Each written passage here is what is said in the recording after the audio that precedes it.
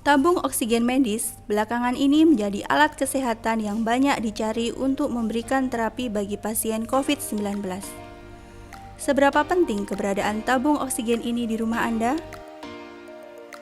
Salam sehat, selamat berjumpa di channel YouTube RKZ Surabaya. Kali ini, saya Nurse Dana akan mengajak sahabat Vita untuk mengenal dan memahami bagian, fungsi, dan cara melakukan terapi oksigen pada pasien COVID-19 yang sedang menjalani isolasi mandiri atau isoman di rumah. Pertama-tama, mari kita mengidentifikasi dahulu dalam situasi apa kita perlu menyediakan tabung oksigen di rumah. Penyediaan tabung oksigen selama isolasi mandiri hanya disarankan bagi pasien COVID-19 yang menunjukkan gejala sedang, seperti batuk, anosmia, atau sesak nafas ringan. Sedangkan pada pasien dengan gejala ringan maupun tanpa gejala, tidak membutuhkan tambahan oksigen.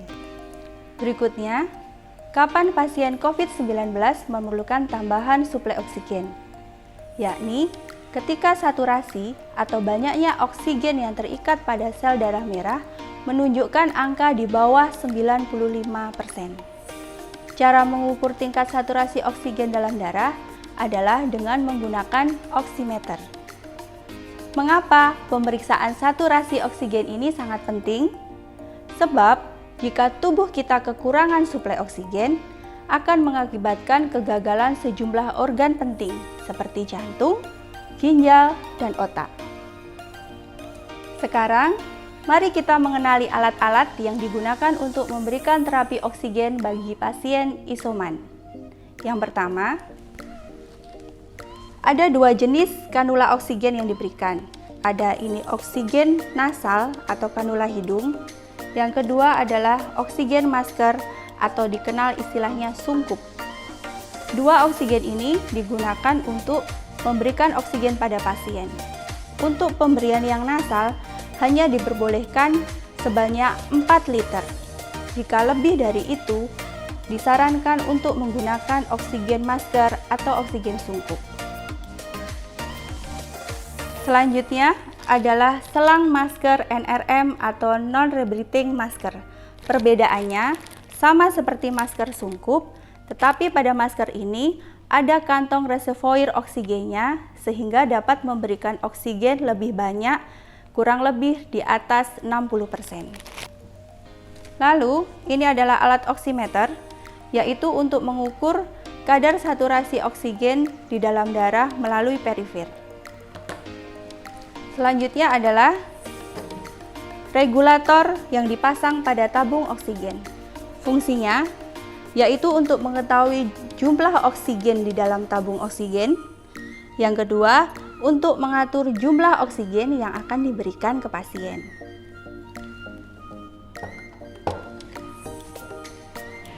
Lalu, ada tabung humidifier. Untuk penggunaan jangka pendek, tidak perlu diberikan air atau aqua steril. Jika penggunaannya oksigen itu dalam jangka waktu yang panjang, wajib untuk diberikan air, yaitu air yang tidak boleh mengandung mineral, atau disarankan dengan menggunakan air aqua steril. Selanjutnya adalah kunci Inggris. Fungsinya kunci Inggris ini untuk membantu pemasangan regulator oksigen ke dalam tabung oksigen untuk mengunci agar tidak terjadi kebocoran oksigen selama pemberian terapi oksigen. Dan yang utama adalah tabung oksigen. Pastikan tabung oksigen yang digunakan adalah tabung oksigen khusus terapi medis. Dan pastikan tabung masih dalam keadaan tersegel saat pertama kali digunakan.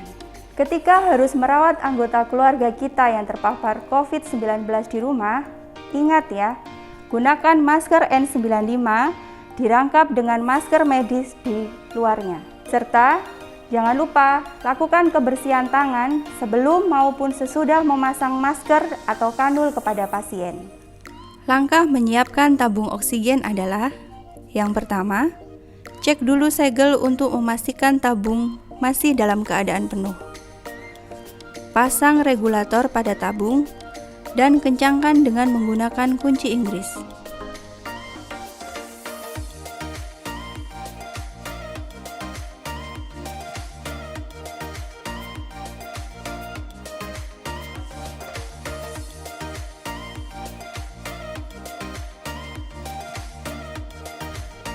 Isi humidifier dengan air.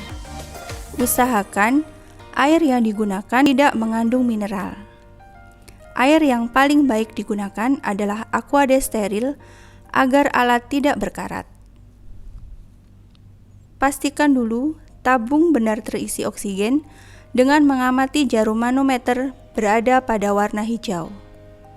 Baru kemudian pasang humidifier pada tempatnya. Berikutnya, siapkan kanula atau selang oksigen. Buka keran di atas tabung untuk menyalakan oksigen.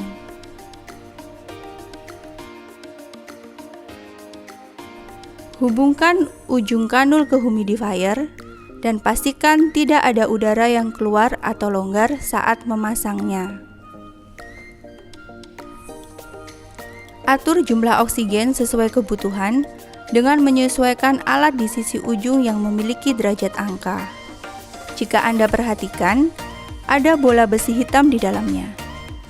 Saat alat disetel pada angka yang diharapkan, pastikan air di dalam humidifier bergejolak. Sebelum dipasang ke pasien, cek aliran oksigen terlebih dahulu dengan mendekatkan selang ke kulit.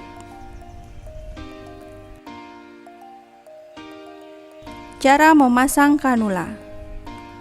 Pasang 2 kanul yang ada di selang ke dalam hidung.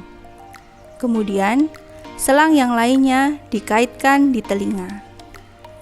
Terdapat pengunci di bagian bawah kanul untuk meletakkan atau melonggarkan ukuran kanul.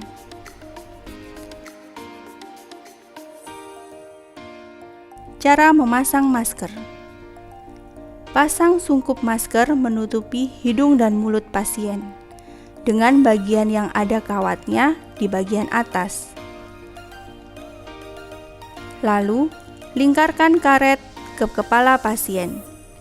Atur karet agar pasien merasa nyaman.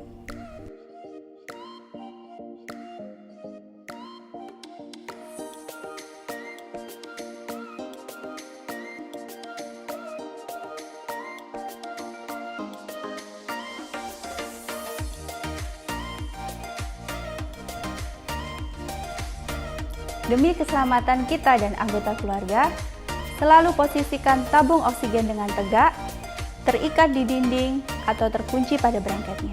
Jangan memindahkan tabung oksigen dengan cara menggelindingkan atau membantingnya. Tempatkan tabung oksigen pada ruangan dengan ventilasi yang baik, jauh dari paparan langsung sinar matahari, maupun sumber panas di dalam rumah seperti kompor, microwave, water heater, dan sebagainya. Selalu ingat bahwa tabung oksigen berapapun ukurannya memiliki potensi meledakkan atau menyebabkan kebakaran bila tidak ditangani dengan benar. Sahabat Vita, demikian langkah melakukan terapi oksigen pada pasien COVID-19 yang bergejala sedang. Lakukan pengukuran saturasi oksigen, suhu tubuh, tekanan darah secara rutin untuk memantau kondisi Anda. Jika dalam pemberian terapi oksigen saturasinya tidak meningkat, Anda bisa melakukan teknik latihan pernafasan yang juga sudah Anda akses di channel YouTube RKZ Surabaya. Terapkan selalu protokol kesehatan 5M, memakai masker, mencuci tangan, menjaga jarak, menghindari kerumunan, dan membatasi mobilitas untuk memutuskan rantai penularan virus corona. Subscribe, like, komen, dan share tayangan ini, serta follow media sosial RKZ Surabaya untuk mendapatkan update terbaru layanan kami. Saya Nersdana, salam sehat.